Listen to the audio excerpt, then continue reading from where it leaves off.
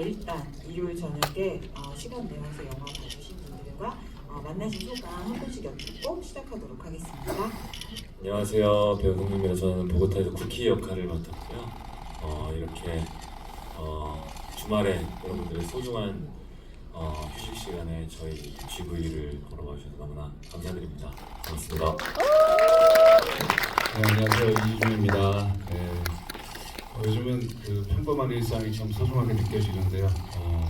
또 얼마 전에 핸섬 가이즈 다음에 또 보고타로 이렇게 무대 인사하고 GV를 갔는데 이게 항상 너무 소중하다는 생각이 듭니다. 또 언제 또 영화가 개봉해서 또 인사드릴지 모르겠지만 항상 마지막인 것처럼 소중하게 오늘 이 시간 갖도록 하겠습니다. 네, 이상입니다. 네, 안녕하세요. 이성민입니다.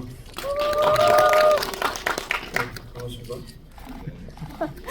이게 사실 핸섬 가이즈에서 할 때 또 송중기 배우님이 저희 GV를 도와주셔서 또 송민 선배님께서 기꺼이 또 오늘 와주셨습니다. 저희 지금 GV 품앗이라고 하는데 네. 이렇게 선배님이 또 달려와 주셨습니다. 영화계의 아리따움이나 만들어가고 세 분의 이 자리 함께해서 너무 감사하고, 그리고 안 그래도 이성민 배우님께서 아까 여쭤보니까 영화 개봉 다음 날 바로 가서 맞아요. 영화 보셨다고 저한테 하시더라고요. 인증샷을 핸섬 가이즈 감독님하고 두 분이서 아, 이렇게 인증샷을 보내주셨다. 네.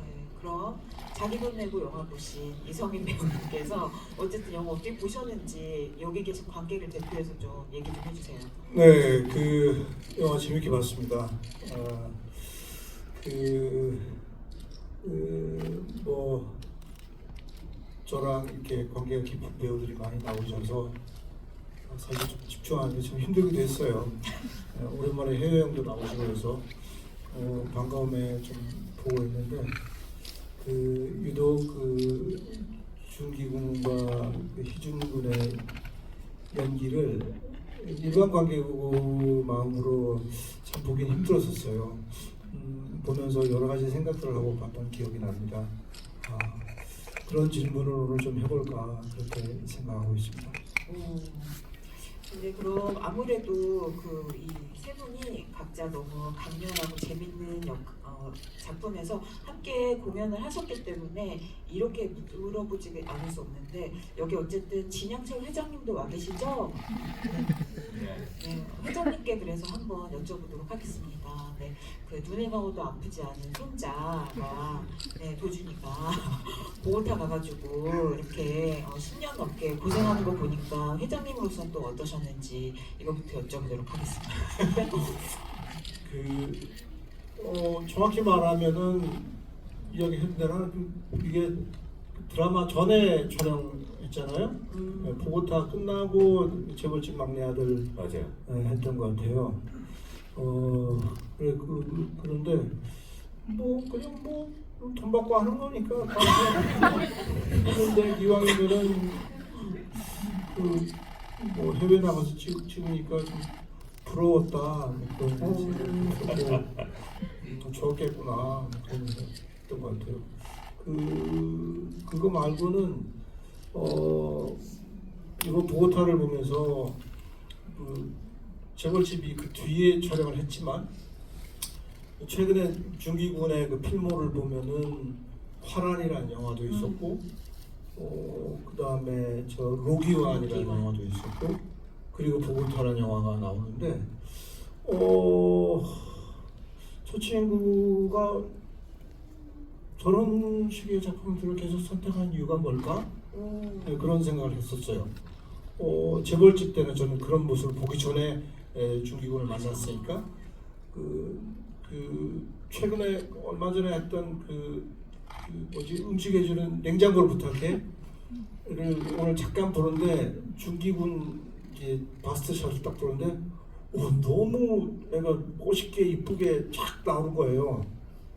송중기 군의 모습은 일종의 저런 건데 저 친구가 늘 선택했던 영화들은 최근 세 작품 다 굉장히 좀 뭐랄까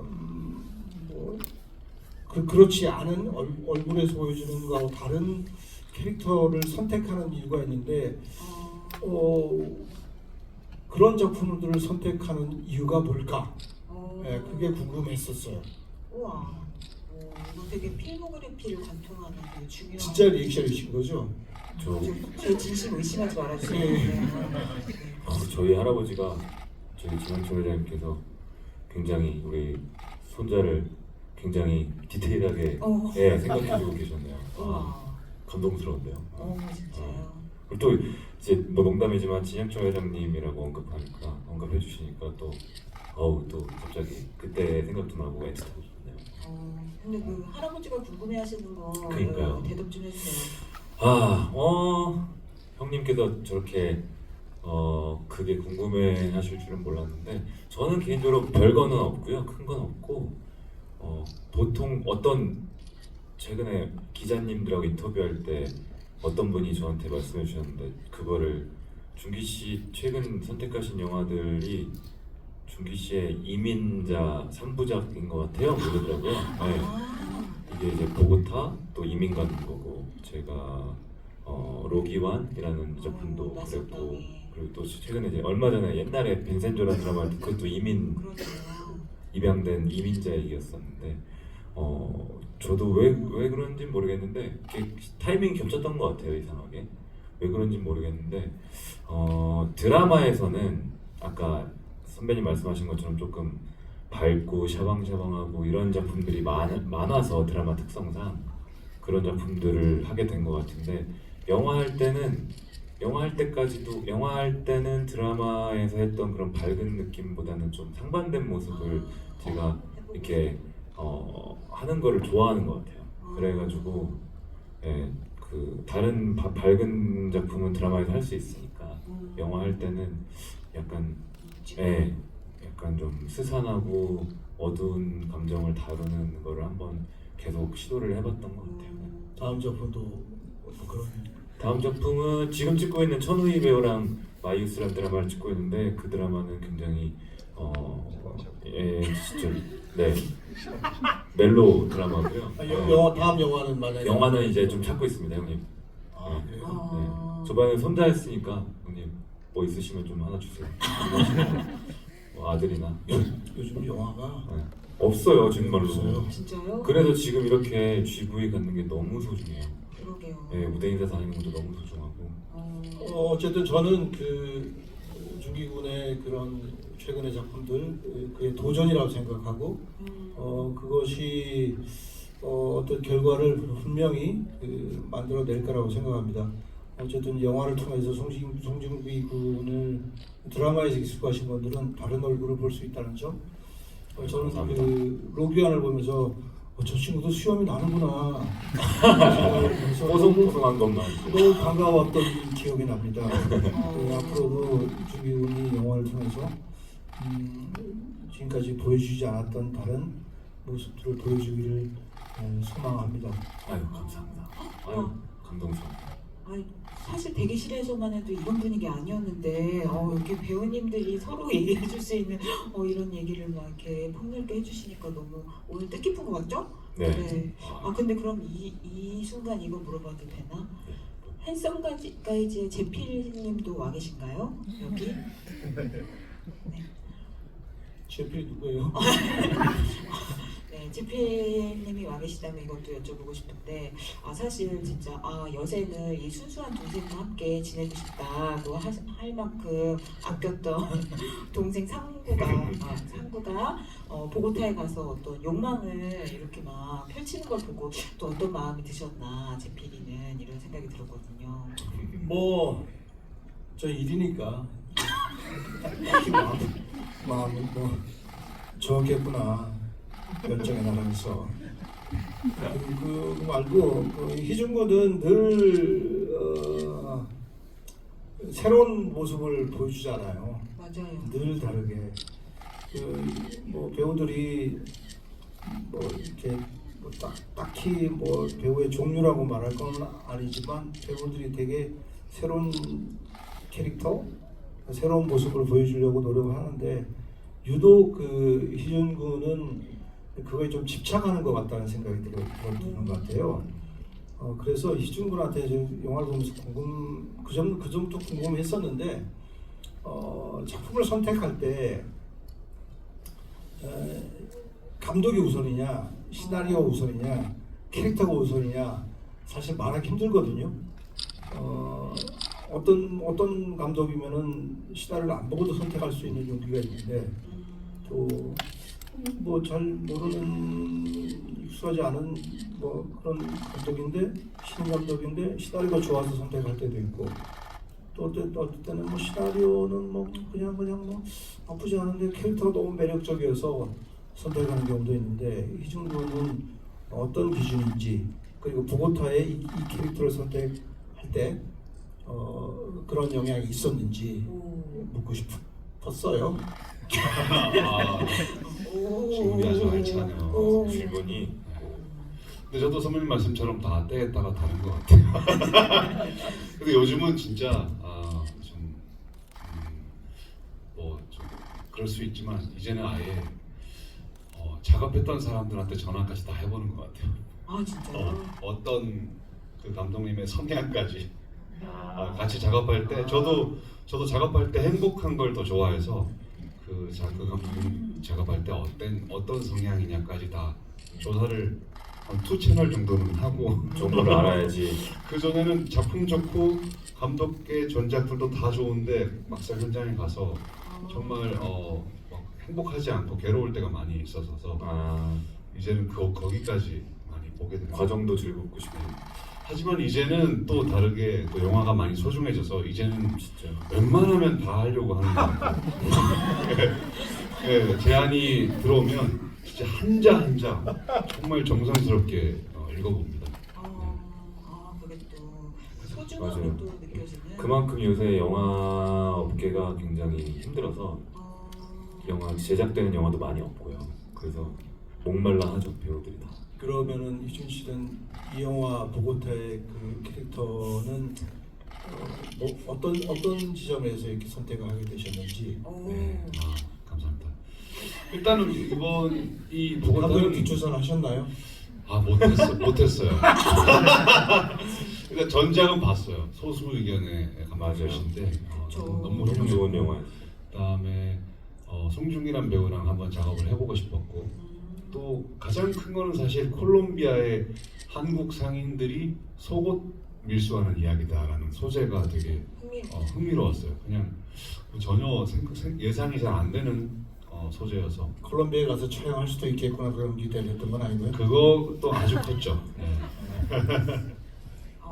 근데 이거 제가 뒤에 원래 여쭤보려고 했는데 배우님 제가 오늘 오신다고 해서 이성민 배우님 그 작품을 막 이렇게 찾아봤는데 배우님은 올로케 같은 거 해외에서 하신 없어요. 없으세요? 예. 공작은요? 공작 올로케 아니었어요. 대만에서 조금 찍었어요. 며칠 찍으신 거예요? 한 두 달 있었나? 저는 한 달 정도 있었던 것 같은데요. 그러시네요, 맞네요. 네. 그래. 선배님은. 그래서 이거 약간 이거 여쭤보고 싶은데 네. 두 분은 다 어쨌든 한국에서 이성민 배우님이랑 촬영을 하신 적이 있잖아요. 네네네. 근데 이 영화는 진짜 그 콜롬비아 가서 거의 한 3달 정도 네. 계시면서 막 맞아요. 끈끈하게 막 촬영하셨다고 들었거든요. 네. 그 촬영 현장에 두 분이 아시는 이성민 배우님이 계셨다면 네. 어떤 스타일이셨을 것 같아요? 어땠을까요? 저는 항상 그 맛있는 한식을 해주셨을 것 같아요. 배우님 요리하세요? 요리. 아니요, 저 그 외국 음식 잘 먹습니다. 큰 건 없어도 잘 먹습니다. 오. 토마토 케첩만 있으면 돼요. 진짜요? 저희도 그랬는데 시간이 좀 지나니까 밥차는 안 갔나요? 한국 밥차는? 한국 밥차는 안 갔는데 거기에서 살고 계신 한국분께서 해주셨어요. 한식 밥차랑 콜롬비아 밥차 2개 있었어요. 맞아요. 그래서 저희는 골라서 먹을 수 있었어요. 너무 좋았어요. 그럼 콜롬비아 밥차도 먹을 수 있고, 먹을 수 있고요. 그게 형님 콜롬비아 밥차는요 뷔페처럼 네, 소고기 스테이크, 닭고기 돼지고기, 스테이크, 소고기, 연어 뭐 이렇게 다 있어요. 근데 그게 그게 찰린다니까요. 소고기가 우리나라 소고기처럼 그렇진 않아요. 좀 진짜 맛있어요. 건강한 근육질의 소고기여서 지방이 질겨요. 네. 부드럽긴 한우가 최고니까. 맞아요. 되게 그 해외 촬영을 가면은 그 한국 스태프들이 많잖아요. 배우들도 있으니까 그 한국 식단을 되게 구성해줘요. 맞아요. 해주는데 저희 현지에 있는 한국인 이제 그 밥차 하시는 분이 셰프가 가셔서 그 나라에서 쇼핑을 해서 예, 한국 밥상을 차려주거든요. 그러면 저희는 공자 같은 경우는 이제 대만 밥상, 한국 밥상. 근데 한국 밥상이 훨씬 화려했어요.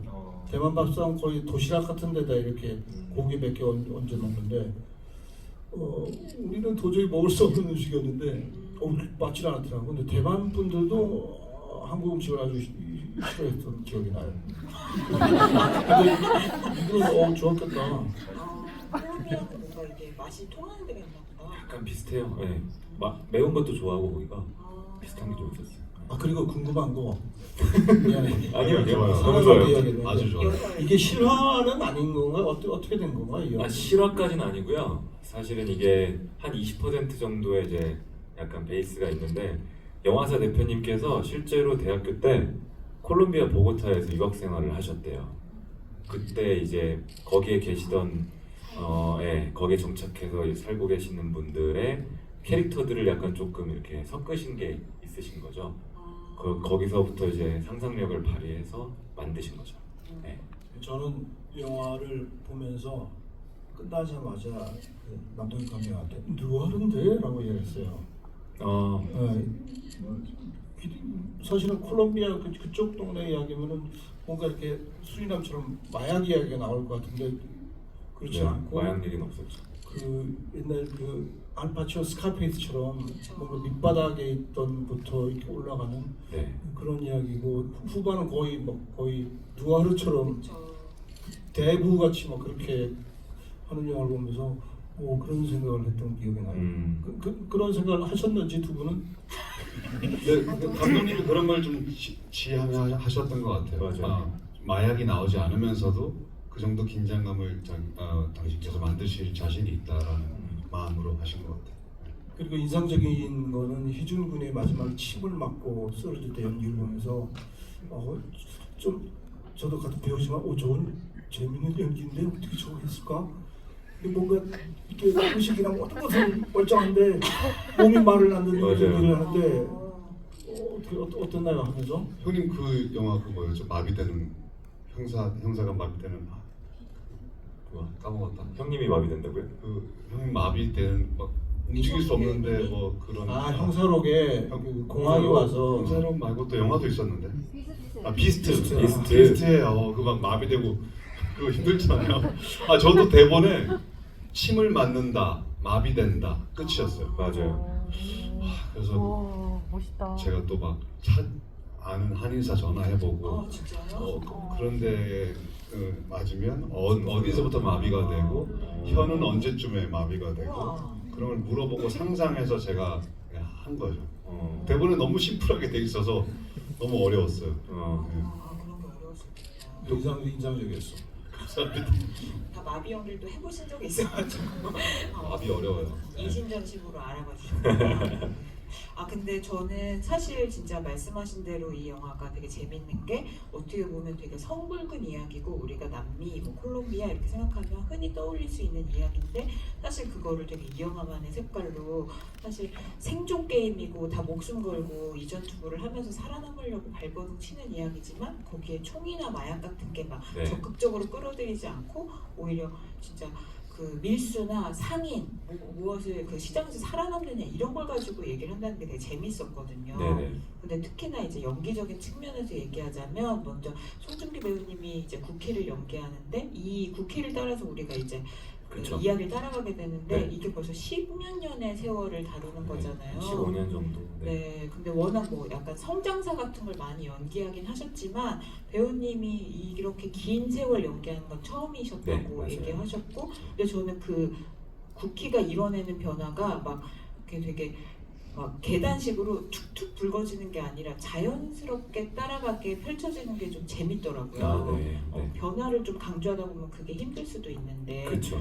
네, 그래서 그런 연기에서는 어떤 점을 중점에 두고 하셨는지. 가장 첫 번째로 제가 좀 집중했던 부분이라고 해야 될까요? 그건 아무래도 저는 이렇게 저의 크진 않지만 저의 서사를 세 단계로 나누는데 도착했을 때 콜롬비아에 정착하고 나서 나중에는 이제 제가 한인 상인 협회 대장이 되고 나서 이렇게 나누는데 중간에 있는 적응했을 때 그 모습을 정말로 그 모습만 잘 보여드리면 좀 컨트라스트가 좀 보일 수 있겠다라는 생각했었어. 그 이유가 그래가지고 그 잘 적응한 모습을 어떻게 잘 보여드려야 되냐 그 고민을 하면서 제가 내린 결론은 스페인어였어요.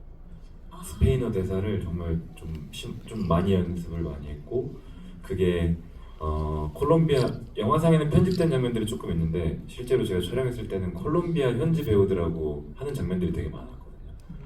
거기서 대사만 외워서 이렇게 핑퐁 탁구하듯이 그냥 이렇게 대사 외워서만 하는 게 좀 제가 그게 뭔가 좀 그걸로 해결이 안 될 것 같아서 애드립도 하고 싶고 좀 자연스럽게 하고 싶어서 스페인어는 공부를 좀 꽤 많이 했었어요.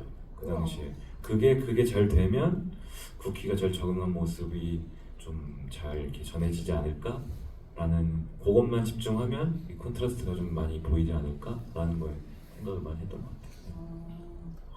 그리고 스페인어가 감사하게도 배우는데 너무 재밌었어요. 진짜요? 그 스페인어의 그 리듬감과 그 인토네이션이 너무 재밌었어요. 네. 근데 그런가 하면 이제 이 영화는 사실 인물 한 명 한 명이 국회 앞에 어떤 길을 열어주느냐의 측면에 있어서 되게 다 상징적이잖아요. 그렇죠. 네, 근데 그 중에 한 명이 또 수영인데 저는 네. 수영이 되게 흥미롭다고 생각한 게 나중에 이제 밝혀지기로 보면 다들 그 한국 상인회에 이렇게 있는 사람들 한 명 한 명은 어떻게 보면 한국에서 뭐 여러 가지 사연으로 쫓겨가다시피 한 그래서 그런 일이 없었으면 한국에서 떠나지 않았을 것 같은 사람들인데 수영은 약간 자기가 선택을 해서 여기서 성공할래 난 여기가 좋아하는 인물인 거잖아요.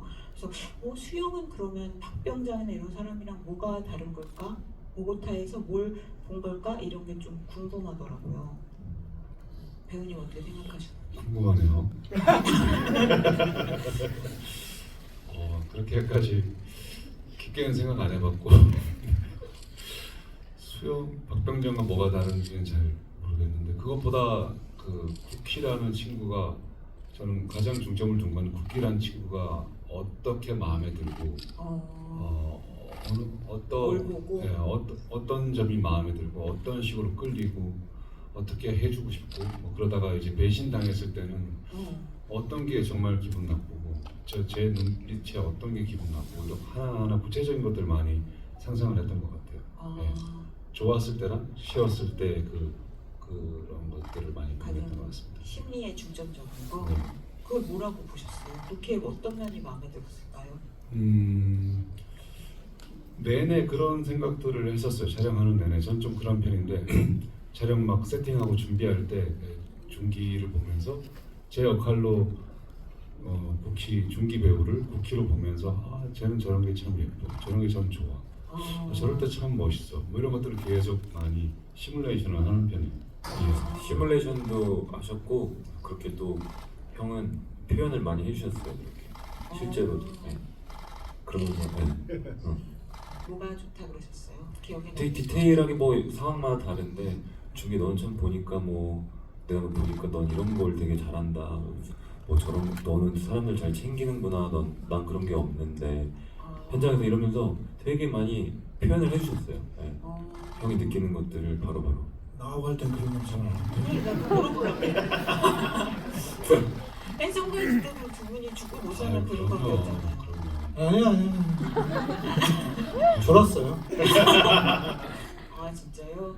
그러면 쿠키한테 배신감을 느낄 때는 어떤 면이 가장 치를 적에 싫었던 거예요? 그거를 되게 많이 상상했던 것 같아요. 만약에 학교 후배가 내가 영화에 많이 추천해줬는데 그러다가 도와줬는데 훨씬 주인공이 됐어. 그래서 근데 갑자기 지나가다 형 잘했지? 그래서 어깨를 툭 쳤다.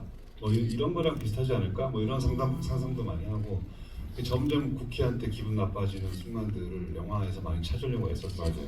그러나 희준 씨는 평소 어떤 캐릭터를 연기할 때 일상에서도 그 노력들, 그러니까 그러니까 뭐랄까 그 역할에 집중하기 위해서 어떤 것들을 한다는 얘기죠.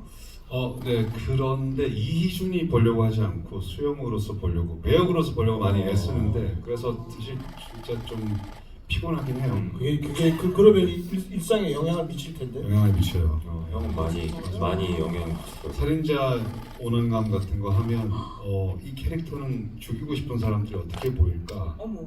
되게 바퀴벌레처럼 보이지 않을까? 빨리 이렇게 싹 없애면 참 좋겠다고 생각하겠다. 뭐 이런 생각들을 계속 하다 보니까 사실 일상이 좀 피폐해지긴 해요.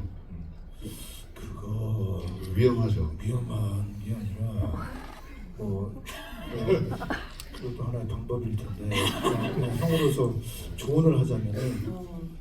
잘 빠져나와야 되는데 맞아요. 빠져나올 때는 어떻게 하나요? 그래서 꼭 명상이나 108배를 진짜요? 진짜 형 그 열심히. 배역에 다가가려고 애쓴 나를 그냥 알아주고 빨리 빠져나오려고 애쓰죠. 그런 역할을 연기하면서 본인 스스로가 스크래치가 났던 적이 있나요? 자주 있었어요. 네. 근데 핸섬 가이즈는 전혀 없었어요. 너무 웃기고 그럴 것 재밌게 같아요. 지금 보호타 얘기하고 있잖아. 하다 보니까 지금 해석을 버거타 그죠? 버거타죠. 그럴 것 같아요. 사실은 버거타도 뭐 금방 이제 많이 빠져나왔지만 중기를 수영이 쿠키를 정말 죽이고 싶다라고 생각하는 거 상상들을 많이 하면서부터는 이상하게 일상에서 중기가 불편하고 중기가 형 했는데 왜 기분 나쁘지? 뭐 이런 그런 부작용이 좀 있어요. 그래서 늘 108배 하고 명상하고 등산하고 맞아요. 정신과도 다니고 있고 근데 쉽지 않아요. 네. 기억나요. 형 콜롬비아 제 바로 옆방이 형이었는데 호텔에서 항상 땀 뻘뻘 흘리면서 108배 하고 매일 했어요. 네. 진짜 매일 그걸 매일 네. 하세요? 네, 매일 하는 거. 오래 했어요 이 중에. 네. 10년째 하고 있습니다. 대단하시다. 근데 진짜 이게 배우분들마다 또 캐릭터에 접근하고 또 다 그런 다르죠. 심리를 또 이렇게 하는 게 다르시니까. 질문 받아야 되지 않을까요? 저희끼리 그런가? 네. 네. 시간 괜찮나요? 네, 조금 더 해도 돼요? 그래요? 네. 형님은 어떻게 짓거든요? 오늘은 여러분 집이 시간이 제가 질문합니다. 이렇게. 근데 넘어가도 되나? 저는 참고로 말씀드리면 저는 잘 빠져나오는 편이에요.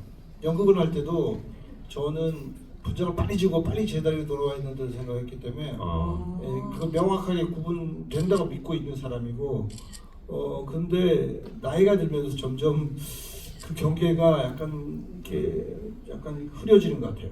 그래서 어떤 역할을 했을 때 내가 이것이 내 일상에 영향을 받는구나라는 생각을 늦게 했어요. 늦게 했고 힘들었던 적도 있었어요. 원인을 몰랐는데 그게 나한테 영향을 미치는구나. 그래서 그런 역할을 하거나 그런 힘든 스크래치를 받으면은 잘 회복을 해야 된다. 그런 생각을 요즘 했어요. 그래야 된다고 생각하고 배우들한테. 맞아요. 사실 안 그럴 수가 없거든요. 이게 그 허구지만 그 순간에 우린 진짜로 하기 때문에 마음을 쓰는 일이니까. 네, 진짜로 하는 거기 때문에 영향을 받을 수밖에 없어요. 서서히 잠식 당하는 것 같더라고요. 연기를 잘하는 것만큼 그런 마음 챙김 이런 것도 되게 중요한 너무 일인 중요하죠. 것 같아요. 그래서 되게 이제 되게 촬영장에서 루틴들이 되게 보면 그날 영화를 찍으면 그날 촬영을 끝내고 특히나 이렇게 지방 로케 같은 경우는 갈 데가 뻔하니까 끝나고 배우들 감독님하고 모여서 같이 밥 먹으면서 두런두런 그날 있었던 이야기 아니면 전혀 다른 이야기를 하더라도 그런 시간을 갖는 것이 그날 쌓였던 어떤 것들을 다 털어내는 순간이 아닐까 그런 생각이어서 그 영화를 찍거나 하면은 영화를 찍을 땐 특히나 유독 그런 시간을 좀 가지려고 애쓰는 편이긴 해요. 맞습니다. 그래서 저는 영화에서 수영이 좀 인상적이었던 게 저 사람이 저런 면에서 좀 다른 박병장 이런 사람이랑 다른가 보다 느꼈던 게 수영이 이렇게 손가락 튕기고 약간 제스처가 많이 나오더라고요. 특유의 몸짓 같은 거. 근데 약간 이게 꼭 나쁜 뜻이 아니라 저 사람은 되게 폼나는 걸 추구하는 사람인 것 같다. 그래서 보고타를 선택한 것 같다. 한국에서 뭔가 이제 잘 안 풀리는 인생이 되느니 용 꼬리가 되느니 여기서 멋있게 용의 머리로 살아가고 싶어하는 사람인 것 같다 이런 생각이 들었거든요. 네, 맞아. 항상 멋스러움과 허세와 그 멋스러움이 떨어지는 것을 무엇보다 싫어하는 가오가 떨어지는 것을 무엇보다 싫어하는 캐릭터인 것 같았어요. 그래서 더 불안하고 더 허한 인물인 것 같아요. 콜롬비아 그 어디에도 기댈 데가 없는 근데 자기는 엘리트고 그치. 한국에서 고대에 나온 사람인데도 불구하고 더 허하고 그래서 더 멋지려고 애쓰는 사람일 거라고 생각했었습니다. 그래서 롤렉스 차고 다니고 그런 거죠. 네. 근데 저는 아까 이성현 배우님이 그 모두의 송중기 배우님이 영화에서 보여주는 또 다른 진폭의 어떤 캐릭터들에 대해서 궁금해하셨는데 저는 약간 특히 뭐 로기완이라든지 재벌집 막내 아들이라든지 이 영화 그리고 다 그 화랑까지 합쳐보면은 약간 이런 게 있는 것 같아요. 우리가 송중기 배우님 하면 아까 얘기하셨던 그 TV 드라마나 TV 쇼 같은 데서는 약간 배우님 특히 이걸 얘기를 안 할 수가 없는데 소년미 그 해사 배우님이 갖고 계시는 그게 있잖아요. 근데 그게 배우님의 연기 필모에 있어서 약간 어떤 커다란 진폭의 하나의 축이 되는 것 같아요. 그래서 영화에서 그 지금 하고 계시는 캐릭터나 연기가 그로부터 출발해서 이 사람이 어디까지 보여줄 수 있느냐 하는 식의 그런 연기를 하고 계신다고 저도 그런 생각하는데 시점에서 중기군의 요즘 최근에 영화 필모를 보면서 저 친구가 많이 몸부림치고 있구나, 노력하고 있구나, 애를 쓰고 있구나라는 생각을 받았어요. 네, 근데 저는 그게 좀 흥미로웠던 게 뭐냐면, 그러니까 송중기 배우님이 되게 특유의 이 소년이 그러면 어떤 길을 선택해서 어떤 사람의 길을 따라가다가 무엇을 욕망하고 무엇을 펼치려고 하고 어떤 어른이 되고자 하는가를 각각의 작품이 다 다르게 탐구하고 있다는 생각이 들고 그게 지금 우리가 약간 한국에서 살아간다는 게 어떤 야망을 품고 어떤 성공을 꿈꾸게 하는 것인가를 작품마다 다 다르게 쫓고 있다는 생각이 들었거든요. 그래서 배우님이 약간 그런 이야기에 많이 끌리시는 건가? 왜냐면 배우님도 한 명의 사람으로서 네네. 또 살아가고 계시는 거니까 그래서 그게 좀 궁금하더라고요. 그러니까 항상 뭐 작품을 선택할 때 그 당시에 제가 갖고 있는 생각들 그때 뭐 갖고 있는 가치관들 뭐 그 당시에 많이 곱씹는 생각들 이런 것들이 아무래도 영향을 미칠 수밖에 없는데 그 작품들을 고를 때 뭐 각자 다 생각들이 있었겠지만 말씀 주신 것 중에 제 송중기라는 사람의 평소에 좀 가장 본질적으로 많이 생각하는 것이 말씀하신 거에 있어요. 좋은 어른이 되자라는 그런 게 있어서 뭐 약간 뭐 좀 그런 게 영향을 미쳤을 수도 있죠. 예, 제가 하는 사실 생각들이니까. 그리고 성민 선배님 말씀하신 것처럼 저도 뭐라고 해야 될까요? 심심한 걸 싫어하는 성격이라 그리고 했던 거 말고 안 해봤던 거를 꼭 작품이 아니어도 평소 제 일상에서도 새로운 거를 찾는 걸 좋아하는 성격이라 그런지 선배님 아까 되게 노력하고 몸부림치고 있다고 말씀하셨지만 그게 맞을 거예요. 예. 가만히 갇혀 있기 싫고 고여 있기 싫다고 해야 될까요? 그래서 그리고 또 제가 작품적으로는 조금 다양한 장르 안 해봤던 장르를 하는 거를 좋아하는 편인데 저는 약간 이 작품을 했을 때 이거는 전 해봤던 건데 이 작품을 또 하면 누가 봐도 이거는 성공이 보이는 게 있다면 그게 재미있다고 생각을 안 하는 편인 것 같아요. 실패하더라도 제가 안 해봤던 거 새로운 장르를 선택하는 성격인 것 같아요. 그래서 그렇게 그 실패가 두렵진 않고요, 사실. 예, 다 또 배우는 게 실패가 그렇게 두렵진 않아요. 예. 그래서 다 배우는 게 하나씩 있더라고요. 그래서 저는 아까 선배님 말씀하신 것처럼 새로운 걸 하고 싶어서 약간 몸부림치는 중인 것 같아요. 선배님 그걸 봐주셨나요? 네. 전 중기 배우가 제가 중기 배우처럼 생겼다면 훨씬 저도 편하게 했을 텐데 예쁜 거 했을 텐데 이런 새로운 도전을 서슴지 않고 그런 실패를 두려워하지 않고 하는 것에 대해서 되게 하고 꺼졌네. 꺼졌어요. 그만 안 하는 건가?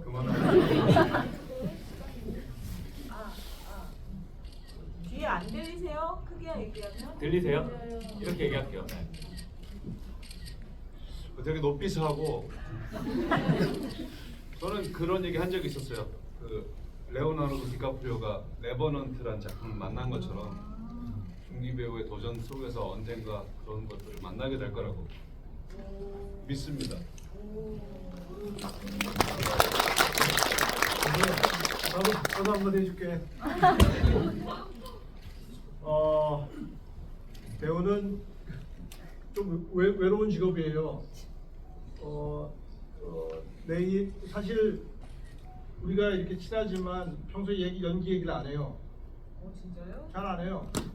고유의 영역이고 자기의 영역이고 그리고 외지간하면은 너의 영역에 내가 침범 안 하려고 그래요. 왜냐면 각자의 방법이 있기 때문에. 그래서 그 후배 때가 좋아요.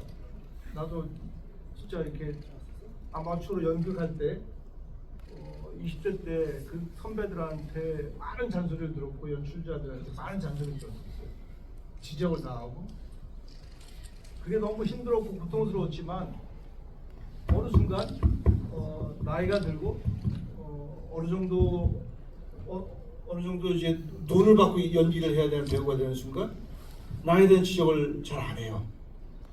옛날처럼 자꾸 나에 대한 이야기를 아무도 안 해줘요. 이게 결국은 우리하고 비슷한 거죠. 동생이지만 너의 연기를 이야기를 잘 안 해요. 이런 것처럼 결국은 자기가 자기를 계속 채찍질을 해야 돼요. 이희준군은 대표적으로 그런 배우예요. 중기군도 그런 지점에 있어서 나는 앞으로 우리가 저는 이제 나이가 좀 들어서 앞으로 연기를 계속하면 많이 해야 20년 하겠지만 이 친구들 더 하겠죠. 더 외로운 길을 가야 되는데 오랫동안 배우로 뭐랄까 살아가려면은 끊임없는 자기 채찍질이 필요하다고 생각해요. 중국이 군의 그 요즘 최근의 필모들 보면서 그런 도전, 그런 채찍질이 앞으로 40이 넘고 50이 돼서 60이 될 때 좋은 결과를 내지 않을까 그런 생각을 합니다. 그때 아마 지금의 알고 있는 대중들의 송중기하고 다른 모습의 배우로 거듭나 있지 않을까 그런 기대를 하고 희준이는 뭐 늘 그래요. 잘 될 거예요. 여러분 저는 오늘 세 분이 너무 아름다운 관계인 건 알았는데 이렇게 연기에 대해서 깊숙한 얘기를 나누게 줄 몰랐어요. 근데 그럼 이제 객석에 마이크 드리기 전에 세 분한테 네. 제가 이 질문 공통으로 드리고 너무 거창한 질문이 아닐까 싶기도 하지만 저는 사실 그 아까 말씀드린 그 송중기 배우님의 최근 필모가 탐구하고 있는 그런 주제가 좀 뜻깊다고 생각하는 게 어떤 면에서 보면 꼭 보고타가 아니더라도 우리가 지금 살면서 어떤 어른이 어떤 길을 갈 것인가 볼 때 이 영화가 비추는 점이 사실 그 국희가 자기 앞에 자기 편이 되라고 하는 어른들 중에 그 누구도 사실 편에 들지 않고 자기만의 길을 가는 거잖아요. 그쵸. 거기서 무엇을 욕망하느냐가 드러나는 건데 그렇다면 좀 이렇게 좀 바꿔서 그 국희가 꿈꿨던 성공이라는 거를 배우한테 좀 치환을 하자면 지금 각자 배우로서 꿈꾸고 계신 성공 꼭 누가 내 앞길에 있어서 그걸 따라가는 게 아니라 내가 배우로서 지금 쫓고 있는 어떤 꿈, 성공 같은 게 뭐라고 생각하시는지 물어보고. 배우로서요? 네. 와, 저는 국희 캐릭터랑 실제 저 송중기라는 사람이랑 이렇게 둘을 보면 저는 국희랑 저랑 되게 다른 성격인데 무슨 말이냐면 국희는 지금 자기가 1인자가 돼서 다 씹어먹을 거야. 아무도 안 믿어. 그쵸. 내가 이제 나 아무도 안 믿고 나 혼자만의 힘으로 살아남을 거야 하는 그런 성격으로 묘사가 됐는데 실제 저는 항상 제가 제일 많이 하는 말 중에 현장에서도 같이 먹고 살자가 제일 많이 해요. 조명팀, 촬영팀, 동시팀 이렇게 서로 있을 때 같이 먹고 삽시다. 그게 이제 서로 이렇게 좀 배려하면서 하자는 얘기인데 저는 좀 이렇게 다 제 주위에 제가 사랑하는 사람들이 다 같이 다 잘 살았으면 좋겠다는 마음을 항상 좀 갖고 있는 편인데 그런 의미에서 배우로서 저는 성공이 지금 제가 주위에 있는 모든 제가 사랑하는 사람들이 다 각자 잘 살고 있다고 생각이 들 때 저는 성공했다고 생각이 드는 것 같아요. 배우로서도 그렇고 저 혼자만 잘 살고 싶지가 않아요, 솔직히. 그래서 배우로서도 지금 그래서 여기 저희가 사랑하는 두 형님도 계신데 워낙 지금 잘 하고 계시니까 제가 뭐 감히 말할 수는 없지만 그런 의미에서 저는 성공한 것 같아요. 우와. 얘기 들어보면 준기는 그 꿈대로 지금 살고 있어요. 항상 영화 찍는 스태프들, 배우들, 드라마 모두를 챙기면서 하고 있어요. 제 꿈은 제가 한 5년 전에 책상 앞에 쓴 메모가 있는데 그때는 5년 전만 해도 더 욕망이 가득했고 5년 전에 제가 마크 러팔로랑 다음 작품을 찍겠다 뭐 이러고 있었는데 근데 그때만 해도 그런 게 막 아카데미 시상식을 가보겠다 이런 거였는데 머리도 찾지 마. 가까운 데 많아.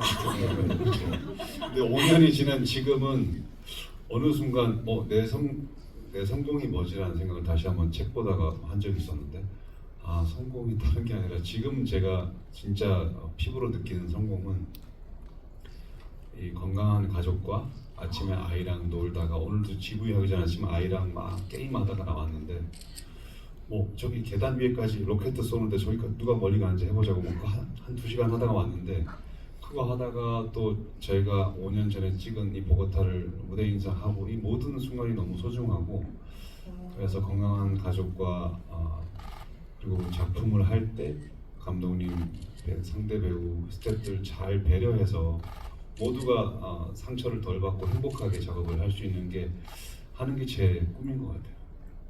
지금은 그 마크 러팔로한테 그렇게 안 끌리는 것 같아요. 물론 하면 좋겠지만 네, 그렇습니다.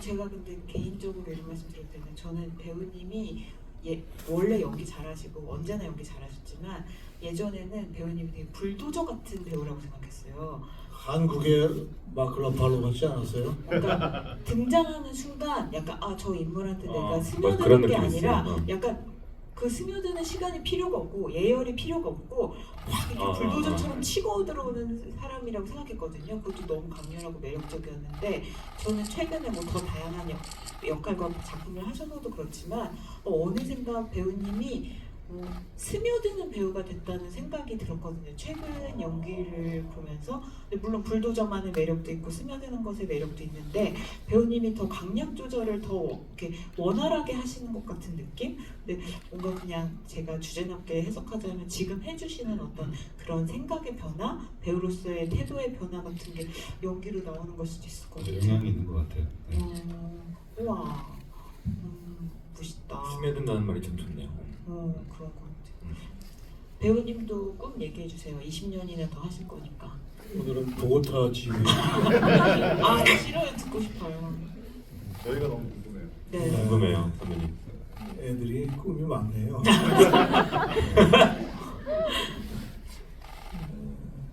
건강했으면 좋겠고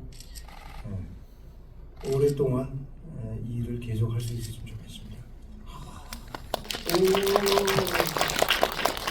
네, 그러면 이제 여기 오신 분들도 다 영화 뜻깊게 보셨고 오늘 말씀 네. 너무 좋죠? 네. 감사합니다. 세 분께 직접 이야기하실 수 있는 질문하실 수 있는 기회 드릴 거니까 잠시 저는 질문하지 마세요.